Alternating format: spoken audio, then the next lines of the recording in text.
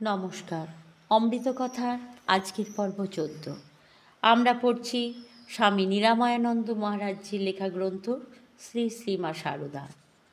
ঠাকুর ও ঠাকুরানী। নহবতে নিচের তলায় ছোট ঘরখানিতে সারা দিন কাটাইতে শ্রী শ্রীমায়ের খুবই কষ্ট হইত। শরীরও ভালো থাকিত না।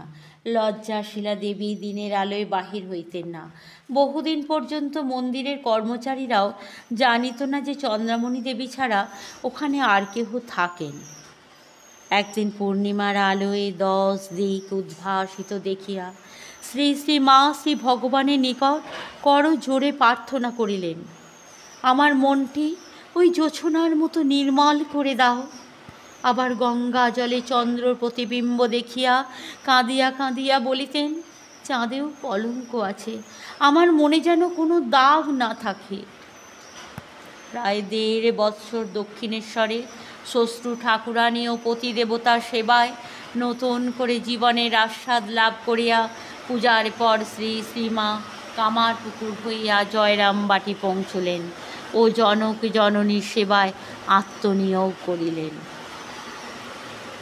বহুদিন পরে স্বামীর নিকট হইতে প্রত্যাগতা কন্যাকে কাছে পাইয়া শ্যামাসুন্দরী খুবই আনন্দিতা হইলেন, কিন্তু মাঝে মাঝে দুঃখ করিয়া বলিতেন, আহা, মেয়েটার কি কপাল, এত বড়টি হলো এখনো মা ডাক শুনল নি।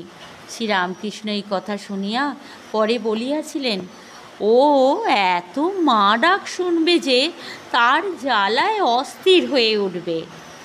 সুখে দুঃখে আরও কয়েক মাস কাটিয়া গেল। শ্যামাসুন্দরীর সংসারে এক বিষম বিপদপাত হইল।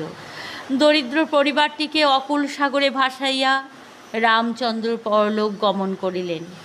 মাতা ও কন্যা এক চোখে কত কাঁদিলেন, কিন্তু নিষ্ঠুর সংসারে শোক করিবার অবসর নাই। এতগুলি ছেলে মেয়ে, কে ইহাদের দেখিবে, কে তাহাদের মুখে অন্ন যোগাইবে? দারিদ্র তাহার করাল মূর্তিতে শান্তির কুটির খানি ছাইয়া ফেলিল। শ্যামাসুন্দরীর শরীর বেশ সবল ছিল।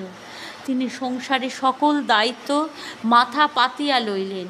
শ্রী শ্রীমাও এই চরম বিপদের দিনে শান্ত সাহসে তাহার পাশে দাঁড়াইয়া জননীর পরিশ্রম যথাসম্ভব লাঘব করিবার চেষ্টা করিতেন। জমি জমা হইতে যে সামান্য আয় হয়তো দেখাশোনার অভাবে তাও হ্রাস পাইতে লাগিল। ছেলেগুলি ছোট, তাহাদের কিছু করিবার বয়স হয় নাই। উপায়ান্তর না দেখিয়া শ্যামাসুন্দরী প্রতিবেশীদের ধান ভানার কাজ লইলেন। শ্রী শ্রীমাও তাহাকে সাহায্য করিতেন। তদুপরি ভাই বোনগুলির দেখাশোনা করিয়া এবং সরলা বিপন্না জননীকে সময়োপযোগী পরামর্শ দিয়া তিনি এই বিপদ কাটাইয়া উঠিতে তাহাকে যথেষ্ট সহায়তা করেন।